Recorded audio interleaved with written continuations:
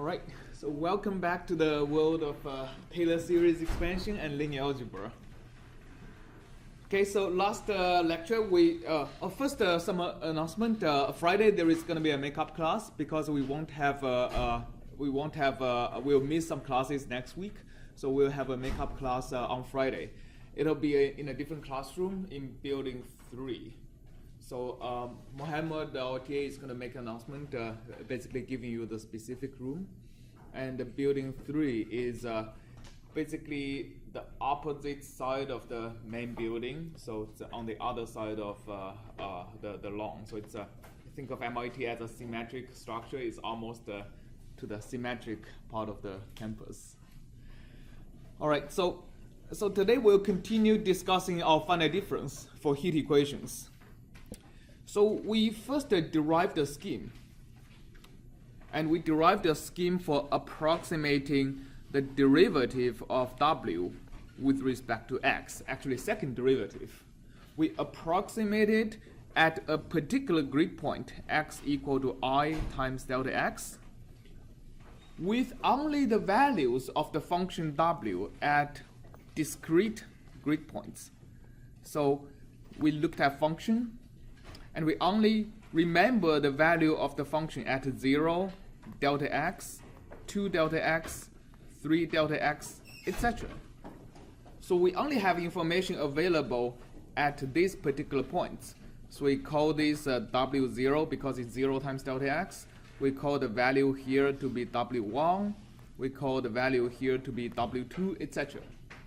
So we want to approximate this only as a function of Wi, where I is discrete. So last lecture we derived an approximation that is Wi plus 1 plus Wi minus 1 minus 2 times Wi divided by delta x squared. So that's what we derived last lecture. The motivation came from that we are taking the average of 2 nearby grid points and subtract it with the value at the current grid point. So if the average of the neighbors is higher than the current value, then we have a positive curvature, right? Otherwise, if the average is actually lower, then we have something like this, right? So here a hump has a negative second derivative. And then we derive the coefficient that is dividing by, that is basically why does the over delta x squared come from? Anybody remember where this delta x squared come from?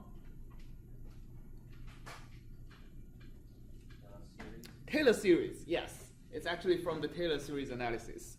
So basically, this we derived that is the most accurate coefficient for us to get this approximation.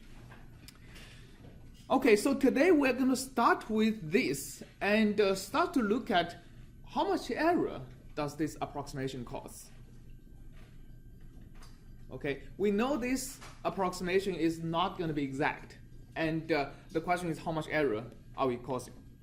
So let's actually take first go to MATLAB and look at some examples. I mean, the first thing I do is usually looking at a new problem is to try a few examples to get some intuition, and let's do it right here. Okay. And for example, we can look at a Gaussian function.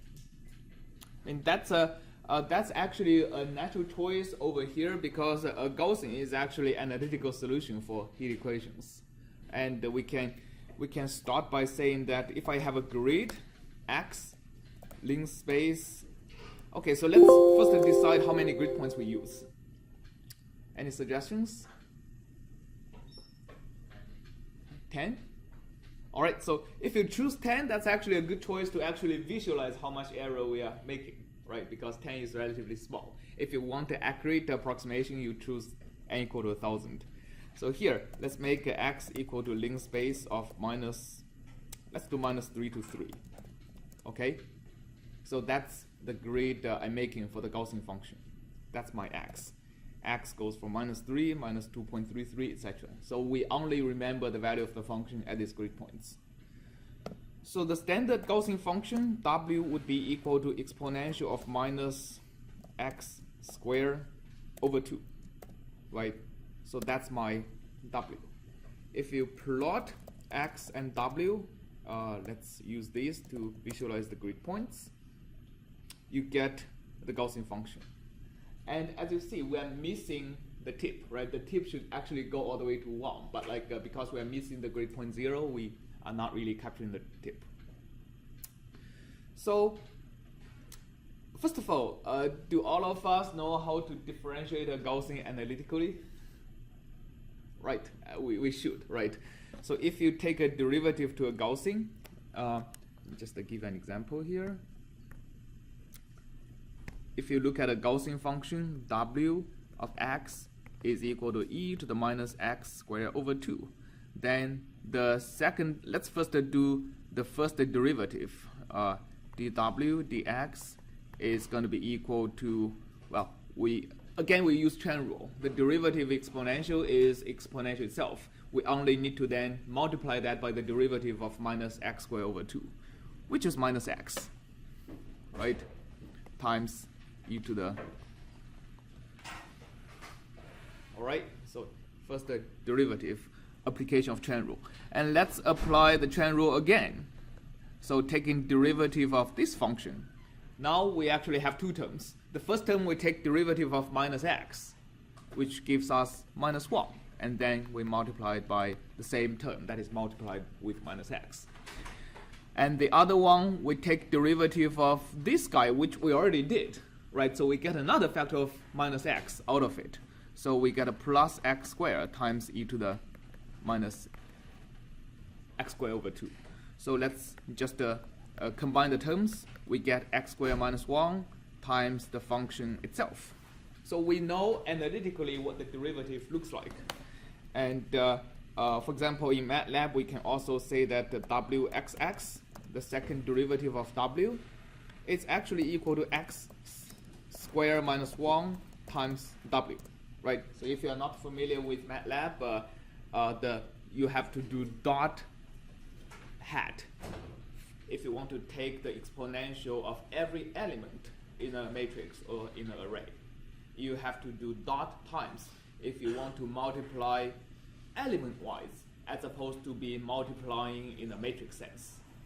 If I just do multiply, it'll complain because you cannot multiply a 1 by 10 matrix with a 1 by 10 matrix, right? You have to multiply 1 by 10 matrix with a 10 by whatever matrix. But if I do dot multiply, it works because that means element-wise multiplication. All right, any questions about the code I'm writing over here? I'll be doing a lot of this in lecture. So if you're not familiar with any syntax or anything, just raise your hand. I'm sure many other people will have similar questions. No? All clear? Okay.